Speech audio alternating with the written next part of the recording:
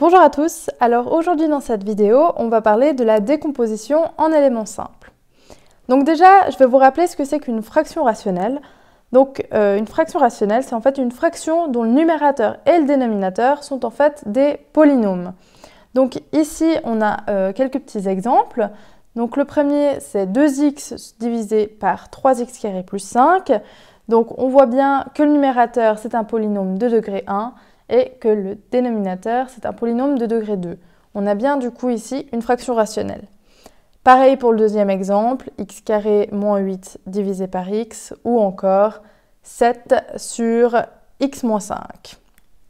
Donc voilà, ça c'est des fractions rationnelles. Et puis maintenant, ce qu'on va vouloir savoir, c'est quel est le but finalement de décomposer des fractions en éléments simples. Donc en fait, quand on va devoir calculer la primitive d'une fonction rationnelle, en fait, ça ne va pas être toujours hyper facile. Du coup, on va chercher à décomposer la fraction en fractions plus petites pour pouvoir intégrer en fait beaucoup plus facilement chacune des fractions. Donc en fait, pour ça, on va avoir plusieurs situations où, dépendant de la situation, on va devoir effectuer différents calculs. Alors pour la première situation, en fait c'est lorsque le degré du numérateur il est plus grand ou égal au degré du dénominateur. Alors dans ce cas-là, ce qu'on va pouvoir faire, c'est faire une division euclidienne. Alors pour illustrer tout ça, on va prendre l'exemple de x plus 3 divisé par x plus 1.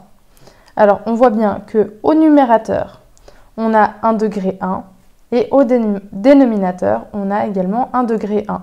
Du coup, on respecte bien ce qu'il y a ici. Donc, le degré du numérateur, il est égal au degré du dénominateur. Du coup, ce qu'on va faire, c'est qu'on va faire une division euclidienne. Ok.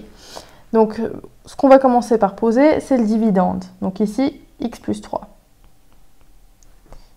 Après, ici, on va mettre le diviseur, qui est x plus 1. Et maintenant, on va faire des petits calculs. Donc ici, on peut mettre une fois x plus 1. Donc ça nous donne moins x moins 1. Puis là, si on fait la différence, il nous reste 2.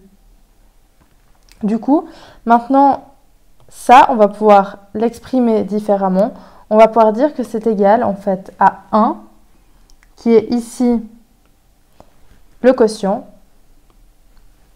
plus 2, qui est le reste, divisé par x plus 1, qui est ici le diviseur. Donc maintenant, si on cherche à faire en fait l'intégrale de x plus 3 sur x plus 1, en fait, on n'a qu'à faire l'intégrale de 1 plus 2 sur x plus 1. Ça va nous donner la même chose. Et l'intégrale de 1 plus 2 sur x plus 1, c'est la même chose que l'intégrale de 1 plus l'intégrale de 2 sur x plus 1. C'est donc ce qu'on va noter. Donc, intégrale de 1 dx plus l'intégrale de 2 sur x plus 1 dx. Et puis ça, du coup, l'intégrale de 1 dx, ça nous donne x. Et puis l'intégrale de 2 sur x plus 1 dx, ça nous donne 2 fois ln de x plus 1 en valeur absolue. Donc voilà pour la première situation. Ensuite, la deuxième situation ici, c'est si le numérateur c'est en fait égal à la dérivée du dénominateur. Donc ici, ce qu'on va devoir faire, c'est un changement de variable. Donc ici, on a l'intégrale de 2x sur x carré moins 3 dx. Alors, ici, ce qu'on va déjà poser, c'est x carré moins 3, on va dire que c'est y. On fait un changement de variable. Du coup, maintenant, on va regarder la dérivée de y. En fait, ça va nous faire 2x dx. Et c'est bien ce qu'on retrouve ici au numérateur. Donc maintenant, on va remplacer tout ça. Donc ça, c'est comme l'intégrale de dy, qui remplace donc 2x dx, divisé par y. Et puis ça nous donne ln de y plus c. Et puis, on va remettre ici ce qu'on avait ici. Du coup, on aura ln de la valeur absolue de x carré moins 3 plus c. Donc, voilà la dérivée, l'intégrale, pardon. Troisième situation, c'est si le dénominateur, donc ici le dénominateur, c'est un polynôme quadratique avec deux racines distinctes ou 0. Donc c'est bien ce qu'on a là, on a des racines distinctes. Du coup, on va pouvoir décomposer en fait cette fraction en deux fractions plus petites. Donc tout ça, ça va être égal à a divisé par x moins 2 qu'on a ici, plus b qui divise x moins 3 qu'on a ici. On verra après les calculs pour trouver le a et le b. Et puis maintenant, une autre situation, c'est si le dénominateur, en fait, c'est un polynôme quadratique avec une racine double. Donc là, on le voit avec le carré qui est ici. Donc du coup, ça va être égal à a qui divise x moins 2, donc ce qu'on a ici sans le carré, plus b qui est divisé par x moins 2 au carré, donc qui est divisé par tout ça.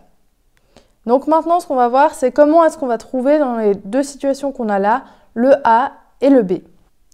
Donc en fait, la technique de décomposition, elle est toujours la même. Premièrement, on va mettre tout au même dénominateur, et dans un deuxième temps, on va identifier les coefficients. Donc ici, ce que j'ai fait, c'est que j'ai repris l'exemple 3 qu'on avait déjà ici. Donc 3x moins 8 sur x moins 2 fois x moins 3, c'est égal du coup à a sur x moins 2 plus b sur x moins 3. Maintenant, reste à trouver la valeur de a et la valeur de b. Donc pour ça, ce qu'on va faire, c'est, comme c'est écrit ici, on va tout mettre au même dénominateur. Donc ici, on va mettre sous ce dénominateur-là. Donc 3x moins 8, ça va rester tel quel. C'est égal à a qui multiplie x moins 3, parce qu'il faut encore multiplier le x moins 2 par le x moins 3, plus b qui multiplie x moins 2. Ensuite, ce qu'on va faire, c'est qu'on va, développer un peu tout ça. Du coup, ici, on aura ax moins 3a, et puis ici, bx moins 2b. Ensuite, ce qu'on va faire ici, c'est qu'on va mettre en évidence tout ce qui dépend du x ici.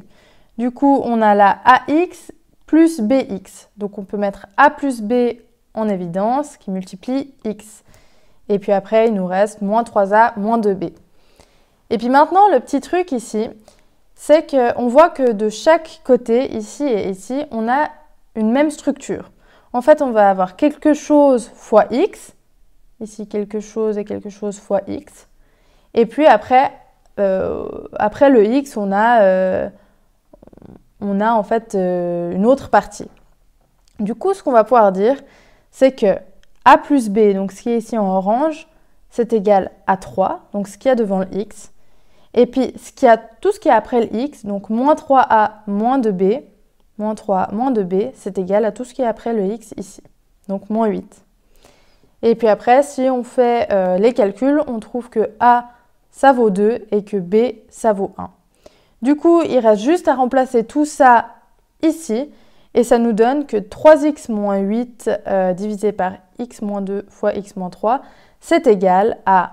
Alors là, le a ici, on va le remplacer par le a qui est ici, du coup 2 sur x moins 2, plus le b, il vaut 1, donc 1 sur x moins 3.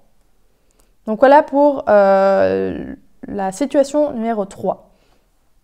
Maintenant, la situation numéro 4, on avait ici 2x moins 1 sur x moins 2 au carré. On avait dit que c'était égal à a sur x moins 2 plus b sur x moins 2 au carré. Donc maintenant, on va avoir exactement la même marche à suivre qu'avant. On va d'abord tout mettre au même dénominateur. Du coup, on va tout mettre sur x moins 2 au carré. Donc ici, le 2x moins 1, ça ne change pas. A, il va falloir encore le multiplier par une fois x moins 2. Et puis le b, c'est déjà au bon dénominateur, donc on laisse tel quel. Et même principe qu'avant, on va un petit peu développer toute cette partie. Donc ça nous donne ax moins 2a plus b. Et puis on va de nouveau se retrouver dans la même situation où ce côté-là a la même structure que ce côté-là. Du coup, on va avoir quelque chose devant le x. Donc là, il y a 2 qui est devant le x. Ici, c'est le a. Et puis, on va avoir quelque chose qui est après le x. Donc ici, moins 1 et ici, moins 2a plus b. Du coup, on va pouvoir dire que a, c'est égal à 2 et que moins 2a plus b, c'est égal à moins 1. De nouveau, on fait nos petits calculs et on trouve que a, c'est égal à 2 et b, c'est égal à 3.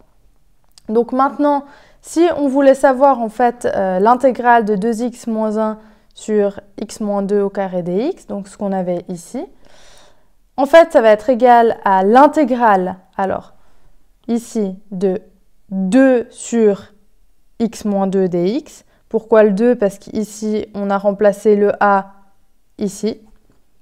Donc 2 sur x moins 2 dx, plus encore l'intégrale de tout ça, en ayant remplacé le b ici. Donc ça nous donne 3 sur x moins 2 au carré dx. Et là, si on fait les calculs, donc cette première intégrale, elle nous donne 2 fois log naturel de x moins 2 en valeur absolue. Et cette deuxième intégrale, bon, il faut faire un petit peu attention pour calculer celle-là, mais ça nous donne moins 3 divisé par x moins 2. Donc voilà comment est-ce qu'on fait des décompositions en éléments simples et vous avez donc ici un exemple concret. Donc voilà, cette vidéo est maintenant terminée.